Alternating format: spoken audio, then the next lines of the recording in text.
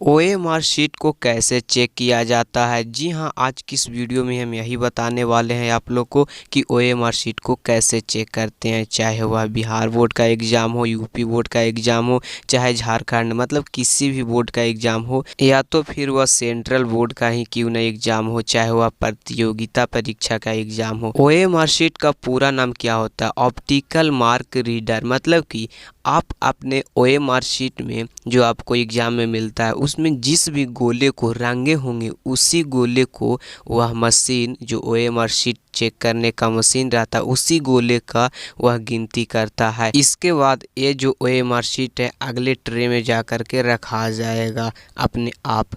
इस प्रकार से इसके बाद फिर नंबर का काउंटिंग होगा कि आपको 100 में से 50 में से या फिर जितना यहाँ पे मार्क्स का एग्ज़ाम है उसमें कितना नंबर आया है ओएमआर शीट में।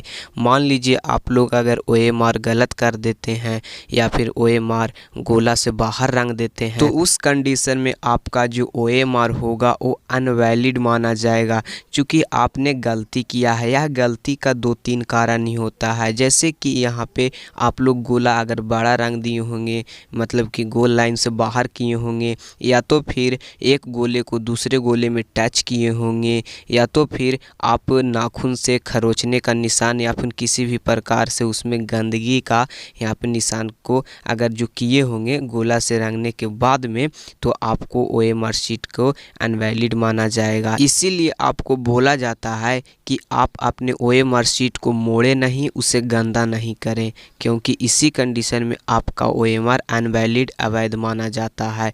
आई होप ऐसे आप जान गए। और इसके बाद जैसे ही आपके नंबर का काउंटिंग होता है तो ये जो बार कोड दिख रहे हैं जो स्कैनर टाइप का रहता है वो बार कोड से ही, उसी बार कोड में ही आपका रोल नंबर, आपका फ़ोटो, आपका नाम और आपके पूरे पता का उसमें चित्र किया गया रहता है। इस प्रकार से उसमें आपको बार कोड स्कैन होगा और उसी में जितना नंबर आपको आया है, जितना आपको ओएमआर शीट में नंबर आया है 50 में 100 में, उसमें आपको रखा जाएगा, मतलब डाल दिया जाएगा ऑटोमेटिक। और इस प्रकार से बहुत कम टाइम में ओएमआर का जांच किया जाता है। बिहार बोर्ड के एग्ज़ाम में होता है क्या, जैसे कि ऑप्शनल सवाल रहते हैं। मान लीजिए 100 ऑब्जेक्टिव पूछा जिसमें आपको 50 का ही उत्तर देना है, तो इसमें जो ओएमआर का मशीन रहेगा वह 50 को ही गिनेगा, 1 से लेकर के 50 को ही गिनेगा, मतलब जितना भी 50 को मारे हैं।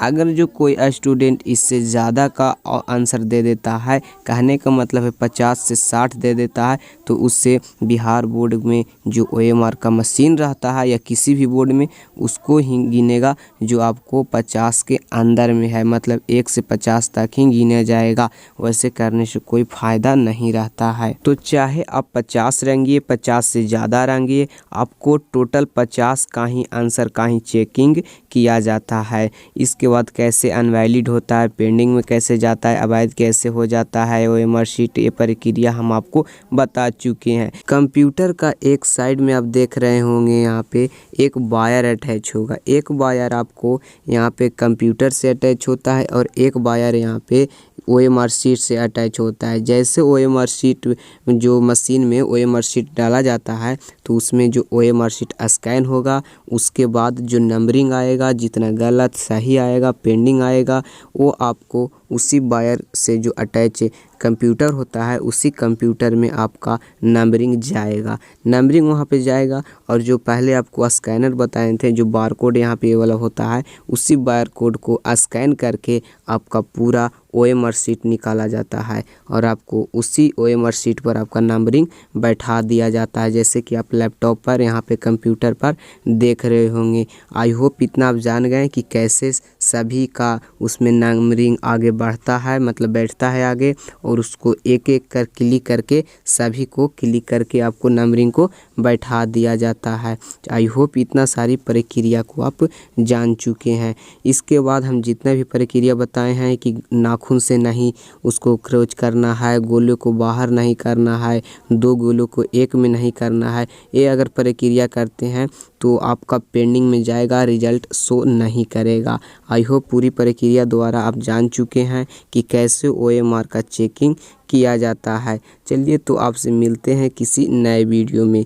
जय हिंद, जय भारत, वंदे मातरम।